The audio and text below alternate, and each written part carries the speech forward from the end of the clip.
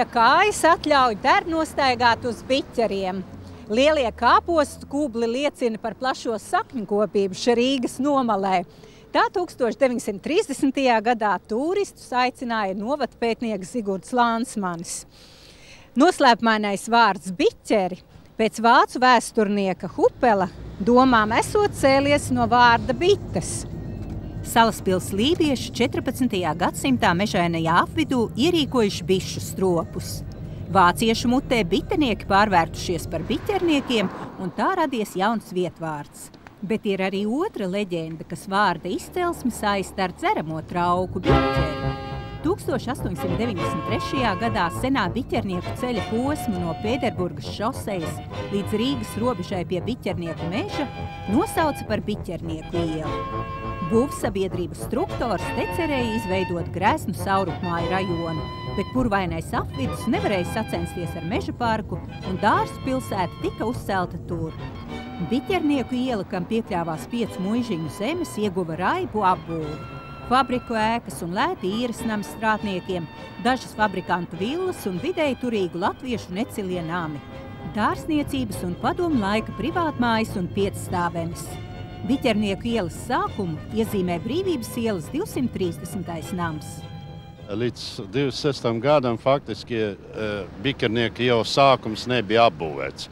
Pirmais numurs sākas kaut kur, kur tagad atrodas 13. numurs. Šī teritorija bija rezervēta, jo Stabu ielā atrodas kādreiz Gustava Jākaba Krasotava, un viņš plānoja šeit būvēt milzīgu korpusu, jo bija jāiet ārā no Rīgas.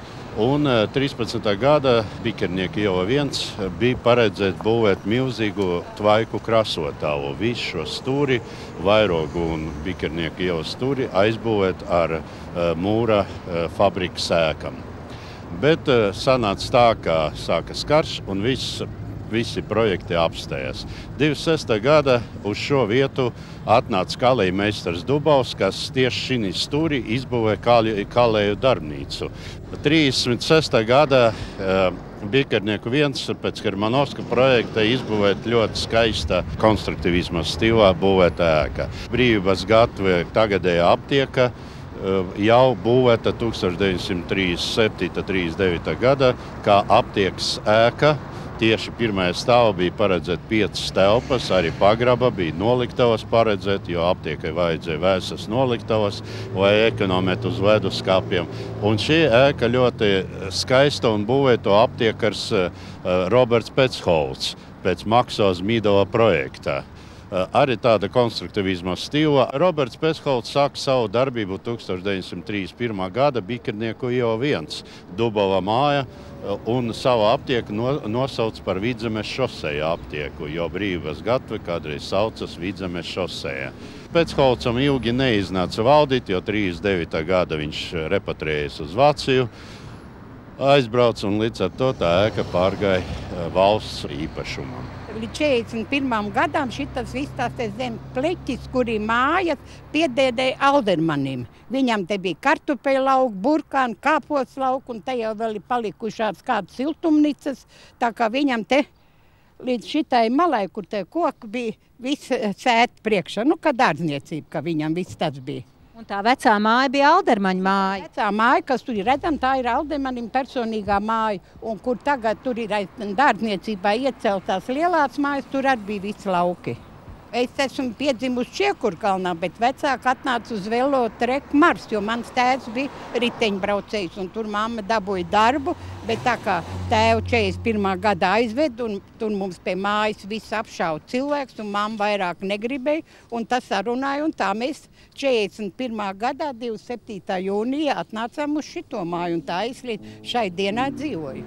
Kur tagad arī ir uzceltā 5-stāvu māja, tur bija ugunsdzēsēju biedrība. Un tur balles vasarā ārā rīkoja. Estrāde bija, tad mēs jaunieši visi gājām uz balliem. Teodora Zaļkalnī muzejs. Bet tur bija viņa darbnīca? Viņa darbnīca, mēs jau bērni gāja skatīties, viņš mums laida visus tos tēlus, ko viņš gatavoja.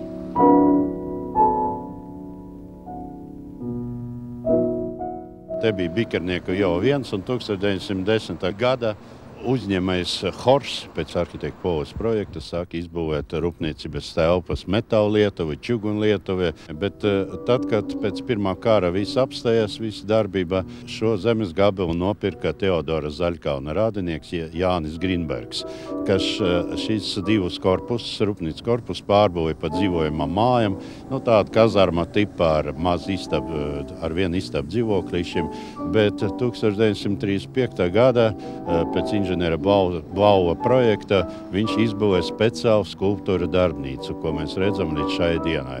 Savā laikā bija paredzēts, ka birkernieki jau paplašinās, un līdz ar to nevarēja būvēt pie pašas ielas, pie pašas brauktuves, un tika izbūvēta dziļāk pēc sarkanas līnijas. Un tā sarkana līnija tieši redzama, ka te ir ielas lūzums. No 5. mājas, kas būvēta 30. gada pēc Hermanovska projekta, sāka veidoties daudz stāvu apbūvē. Pirmais īpašnieks bija ar tādu skaļo, tagad pazīstamu uzvārdu Motte. Šai mājai 36. gada pēc Aleksandra Birznieka projekta tiek piebūvēts vēl viens korpus, bet tas ir ļoti labi saskan ar visu kopējo mājas un kopējo apbūvē. Tad, kad es sāku rekonstruēt 3. stāvu, nopliešot vecās tapeces, pamanīju, ka dzīvokļa viena no sienām, kas iziet uz kāpņu telpas, viņas apdara ir tāda pat kā mājas ārpus, granīta apmetums. Pīlāga kungs bija iesākuma uzbūvējis 3 stāvus ar diviem divistabu dzīvokļiem katrā stāvā un kāpņu telpu. Un tad, kad bija sapelnījis naudu atkal nākošo, viņš piebūvēja vēl 3 istabu dzīvokļus klāt. 30. gada sākumā, kad Pīlāga kungs bija nolēmis šeit uzsākt savu dzīvi un ar savā mājā, vienģimenes mājā ierīkoja savu drebnieku darbnīcu, un toreiz Armijas universālā veikalā viņas sūtīja uzvalku un virsnieku formas, esot labi pieprasīti bijuši. 90. gadu sākumā, kad bija denacionalizācija, izrādījās, ka man mamma un mammas māsa viņam tuvākās radinieces. Kad es gadu tūkstošu mijā izdomāju, ka man ir apnicis noņemties ar plakano jumtu, kurš tek, un ka es izveidošu viņā 3 slīpu jumtu, tas projekts, es mazliet lepojos, sastaps kādu dažu citu kolēģi, kurš te garām gājis, kurš to vispār nav pamanījis, ka šai mājai nāca viens stāvs klāt, jo no ielas puses viņam šķiet, ka māja nav zaudējusi savu iepriekšējo raksturu. Pirms kādiem 10 gadiem es lasīju, ka biroja ar vien vairāk sāk līdzināties tādām mājas vietām. Kaut kā liktenis iegrozījis, ka es atgūstu šo māju un ierīkoju 3 istabu dzīvokļu vietā šo. Kas man īsti sāk ar vien vairāk likties, kas noteikti negribētu mainīt pret kādām, īrēta biroja tādām bezpersoniskām telpām. Nākošā 7. māja brīnuma kārta saglabājas no 1913. gada būvēta koka pēc arhitekta Aleksandra Malvēsa 2 stāvu ēka, jo savā laikā bija aizliegts būvēt 3 stāvu koka ēkas. Līdz ar to pirmais pusstāvs, puspagrabs, tā saucamais, ir mūra un pārējie 2 stāvi ir kokā. Nākošā 9. ēka ir būvēta pēdējos gados 1939. gada, jo tur bija plaši lauki līdz 39. gadam, un šī ēka būvēts pēc būvinženera Veidemana projekta. Tāda modernā, amerikanizēta un vienkāršota konstruktivisma stilā. Un 11. ēka būvēta 1938. gada pēc arhitekta Ramāna projekta. Bikernieku jau 15. Tā arī saistīta ar rūpniecību 1909. gada.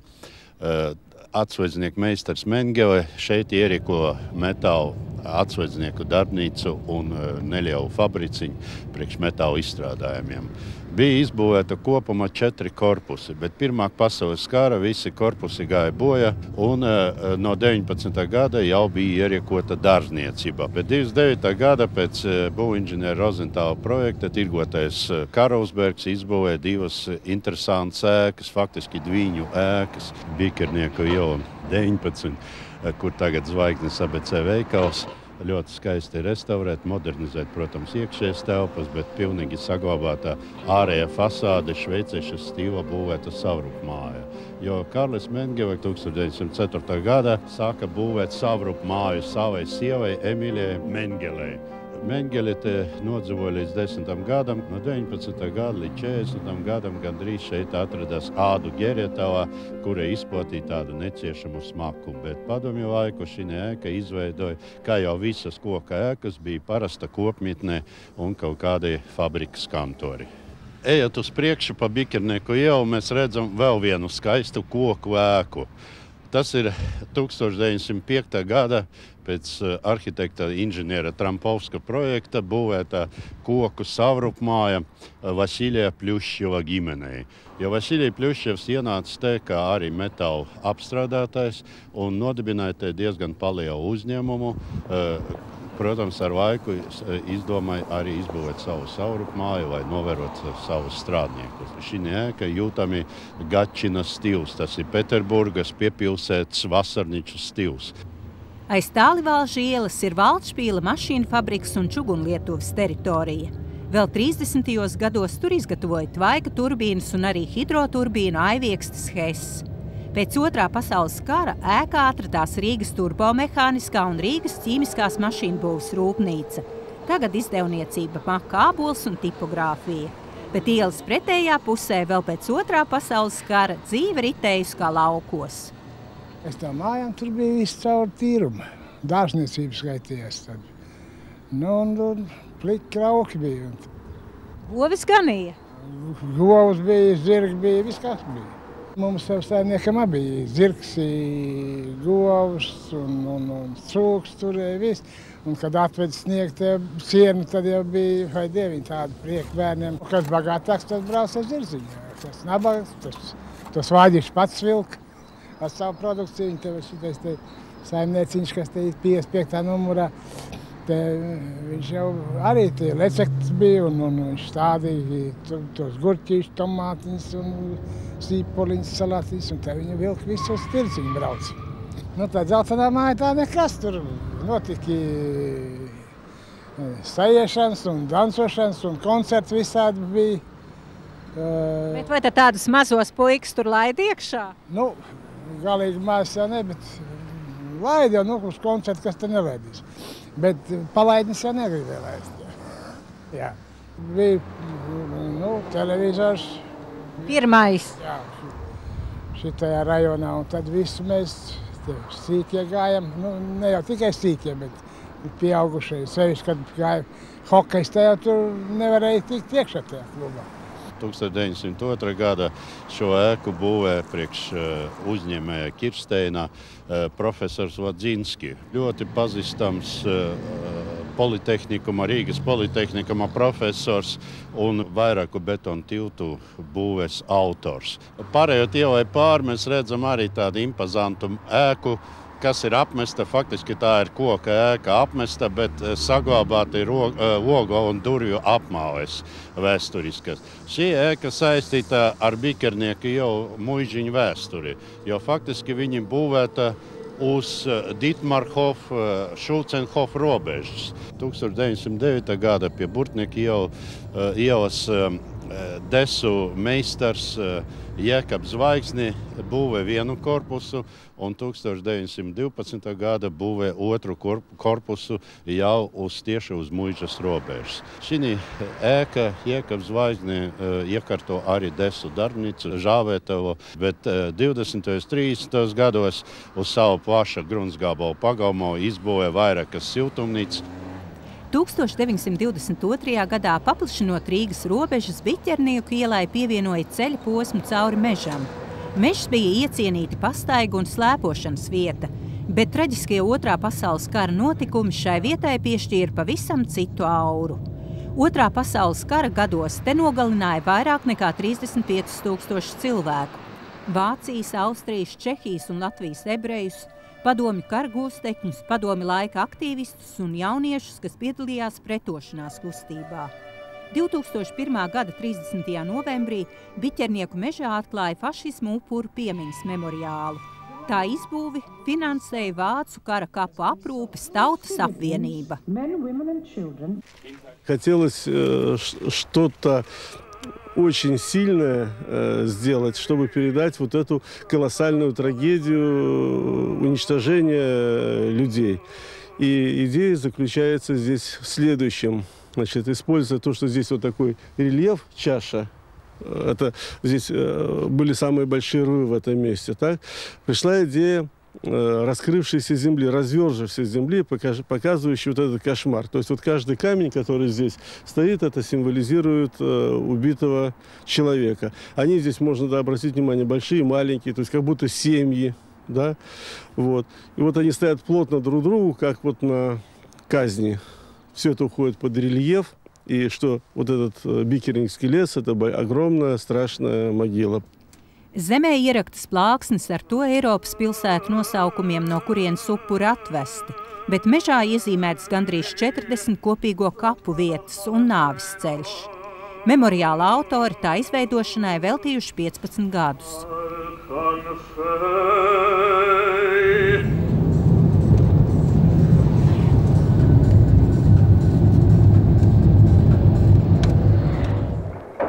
Meža ciems – savdabīgs dzīvojamais rajonas Rīgā. Andris Kronbergs – viens no projekta autoriem. Meža ciemam ir tā īpatnība, ka viņa teritorija ir ļoti neliela un ieskaut ar meža masīviem, un tātad viņa attīstība praktiski nav iespējama. Un tas deva iespēju izveidot tādu noslēgtu kompozīciju ar savu tādu savdabīgu, varbūt tās mikrovidi. Un mēs tieši pēc tā centamies, izvietojot ēku grupas, lai rastos savdabīgāka vide. Kādreiz teritorija iepratī Biķernieku ielai 121 iespējams bija pati siltākā vieta visā Rīgā, jo padomju laikos esot bijuši tādi noteikumi, ka saimniecībām jāiztērē visa ieplānotā elektroenerģija. Un tad ārzeņkopības saimniecības Rīga siltumnīcām daudzu 10 hektāru platībā nācās atvērt logus. Pirmā siltumnīca sāka parādīties 70. 71. gadā. Tie bija 6 hektāri, ko uzcēla pirmās siltumnīcas pēc vecā projekta vēl, cēla ar cietumnieku palīdzību klajā laukā. Un tur, kur tagad pašlaik ir meža ciems, tur arī bija lauki un saimniecība tur sēja rutkus, редисус, селерис. О нашем здоровье заботятся не только врачи. Тепличное хозяйство совхоза «Рига» – крупнейший поставщик витаминов в зимне-весенний сезон. 16 видов овощей здесь выращиваются строго по науке. Биохимический контроль за растениями помогает из года в год увеличивать урожай. 8000 тонн ранних овощей поставил совхоз на наш стол в прошлом году.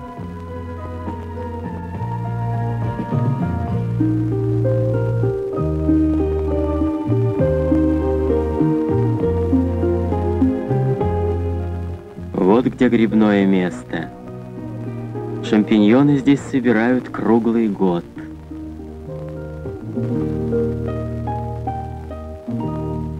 Diemžēl jaunajos ekonomiskajos apstākļos valsts saimniecība Rīga nespēja eksistēt.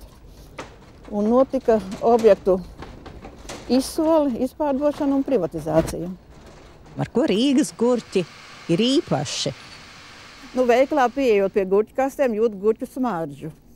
Mūsu gurķi netiek apstrādāti ar ķīmikālijām, viņi ir daudz veselīgāki. Un mēs paši arī gurķus nemizojam pat. Redziet, cik viņi skaisti zied. Tas jau var tikpat kā puķe ziedoša. Un ir jau prieks redzēt tos darba rezultātus, ka tu vari novākt un ielikt kastē to, ko tu esi audzējis. 1975. gadā Biķernieku iela tika pakarināta līdz Juglas papīra fabrikas ciematam. Pilsētas teritorijā iekļāva arī bijušo Franka jeb Kaulu muižiņu, kas nu iešņaukta Jānceļumo ēku pudurī un Biķeru Svētās Katrīnas baznīcu. Vēlā baroka stilā celto ēku modri sargā viens no 5 Rīgas baznīcu gaļiem. Par piederību Rīgai liecina arī šis ģērbonis, kas ir Rīgas ģērbonis, kur ir Krievijas ķeizariskās impērijas divgalvainais ērglis un monomahta cepuri. Šādi ģērboņi bija tām pierīgas baznīcām, kas bija Rīgas jurisdikcijā. Baznīcas celšanas iniciatīva izrādīja Rīgas aristokrāti, kuriem pie Juglas ezera bija kūrorts. viņi arī gribēja, lai viņiem būtu šeit baznīca. Un tas bija liels atbalsts arī vietējiem ļaudīm, ka šī baznīca tad arī tika uzcelta 1766. gadā. Biķeru baznīcas uzcelšanā sava loma bijusi arī Krievijas ķēzarienei Katrīnai II, kas Rīgā ieradās 1764. gadā. Gadu vēlāk ļaudis, kas bija nolēmuši šo baznīcu būvēt, lūdz atļauju, jo toreiz imperatora atļauja, Krievijas ķēzara atļauja bija vajadzīga jebkuru citu ticībnieku dievnamu būvēšanai, tad viņi nolēma nosaukt Svētās Katrīnas biķernieku vai biķeru baznīcu par godu ķēzarienei, kas tikai gadu iepriekš bijusi Rīgā. Nu tā, bet leģenda vēst, protams, ko citu, tādu daudz skaistāku stāstu, ne tik prozaisku, ka ķēzarieni braukdam kaut kur droši vien tur pie Baložiem, pie Berģiem, iekšā Rīgā, esot uz nakti vai kā citādi apstājusies kādā iebraucamā vietā, un tad nolēmus tā paskatīties, kā tad šeit viņas pavalsnieki dzīvo, un vienkāršās drēbēs tērpusies, devusies pastaigāties, un tad apmaldījusies un nonākusi kādā uzkalniņā, kur kāds zemnieks esot āris tīrumā, un viņa bija izslāpus un lūgus padzerties, un tad viņš tādā koka kausā vai biķerī atnesis viņai dzert, un viņi savukārt izzērus biķeri savus, striekus to pret zemi, ķēzarieni dzērus vairs, neviens no viņa pēc tam vairs dzert nedrīkst, un teikusi, te jāceļ baznīca. Uz mūsu dievnama iesvētīšanu šo te kantāti, kā toreiz sauc, vārdus viņai sacerēja Johans Gotfrīds Herders. Vienīgais mācītājs, kuram Rīgā uzcelts piemineklis. 1775. gada 19. jūlijā, īsi pirms dievkalpojuma, tātad tas bija svētdienā, baznīcā caur torni ienācis zibens, bet nekādu lielāku kaitējumu nav nodarījis, kā vienīgi apsvilinājis altāri. Tas, acīm redzot, ir tā ļoti nopietni uzrunājis baznīcēnus, un tāpēc tika pat izgatavot plāksni ar lūkšanu beigās, ar šī notikuma aprakstu un lūkšanu Saudzi, Tēvs, Saudzi. Grūti laiki biķeru draudzei sākās padomju gados. Dievnams slēdza, te iekārtoja noliktavu, bet pēc tam vitrāžu un pat jahtu būvis darbnīcas. Baznīcu izlaupīja un sabojāja altāru gleznu. Vēlīnā rokoko interjeru priekšmeti tagad atrodas Rundāles pilī. Neskarta palika tikai uz baznīcas iesvētīšanu dāvātā lustra, bet pirms dažiem gadiem draudze atguva 1973. gadā nosakto gleznu Kristus krustā sistais. 1769. gadā šo seno nezināmā autora gleznu biķeru draudzei dāvinājis Eberhards Krīgers. Pirms dažiem gadiem mūsu draudze saņēma vēstuli no Pilsrundāles muzeja, no direktora Imanta Lansmaņa kunga. Viņam esot piedāvāt kāda glezna, kas piederējis biķeru draudzei. Un tagad, protams, ka draudzei būtu tā kā pirmā roka, bet būtu tā kā jāpērk. Kad antikvārs Astaņina kungs, kas arī piedāvājis Rundāles pilī šo te gleznu, uzzināja, ka tā ir piederējis biķeriem un ir tādā nelāgā veidā arī no biķeriem aizceļojis prom, tad viņš tikai par gleznas restaurācijas izdevumiem arī bija gatavs šo gleznu draudzei atdot. Un tā viņa atgriezās dievnamā pilnīgi negaidītā veidā. Kad šeit vispār mežciems vēl nebija uzcelts, ka tās rindu māju kastes, kas tagad ir pieaugušas mums gandrīz klāt un vienu upīti mūs šķir, tās te, protams, nebija. Bija pļavas, bija meži, un ziemā varēja redzēt zaķu pēdas, un irbītas rakās zem sniega, un pavasaros lakstījgales pogoja. Un, protams, bija dažas vecas lauku mājas, un bija dažas privāta mājas un baznīca. Mans tēvs, Egons Ceisnieks, kas bija akvareļu un vitrāžu mākslinieks, tieši tajā gadā strādāja pie ļoti liela pasūtījuma. Pie observatorijas Ziemeļkaukāzā griestu vitrāžas. Un tie izmēri bija ļoti iespaidīgi, 144 kvadrātmetri. Un tāda liela apjoma uz iepriekšējā vitrāža darbnīciņā, kas atradās Gaujas ielā, tā tur neievietojās. Un tēvs atrada šīs telpas, un tā mēs te sākām strādāt. Nu jau ilgus gadus vitrāžistu darbnīca ir Biķeru draudzes skolā, kas celta reizē ar baznīcu. Zīmīgi, ka darbnīcā restaurētas un no jauna darinātas vitrāžas daudzām Latvijas baznīcām. Cik interesanti, kad viena no mūsu vecmeistarēm, Leontīna Vasarmana, šajā skolā arī bija savulaik mācīsies. Un šeit ir mācījies mākslinieks Dailis Rožlapa, un es baidos sameloties, vairāki kultūras darbinieki. Mēs strādājam galvenokārt ar klasisko vitrāžu, tas ir ar svina dzīslojumu un ar apgleznotiem stikliem. Kad mēs te sākām strādāt, mūsu meistara Maiga Medni iestādīja mazu eglīti, un tā tagad par šiem 30 gadiem ir izaugusi liela. Baznīca bija rota un ir joprojām rota visai šai apkārtnei. Un kā saka mani draugi, kas tagad dzīvo tepat pāri Pļavei Dreiliņos, pārnākuši no Rīgas centru šejieni, tad baznīca ir kā kūciņa kalniņā.